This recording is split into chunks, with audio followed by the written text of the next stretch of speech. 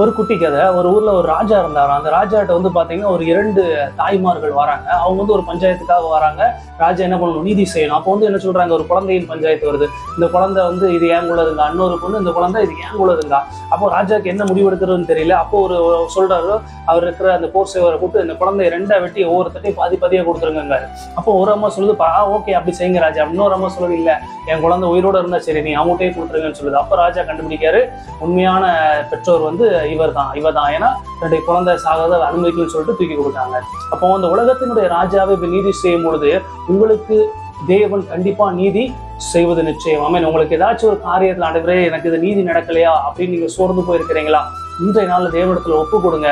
தேவன் உங்களுக்கு கண்டிப்பா நீதி செய்வார். வசனத்தை என்ன சொல்லியிருக்காருன்னு பார்ப்போம். தேவனே, உமது சிங்காசனம் என்றென்றைக்கும் உள்ளது, உமது ராஜ்யத்தின் செங்கோல் நீதியுள்ள செங்கோலா இருக்கிறது. சங்கீதம் 45:6. ஆமென். தேவன் உங்களுக்கு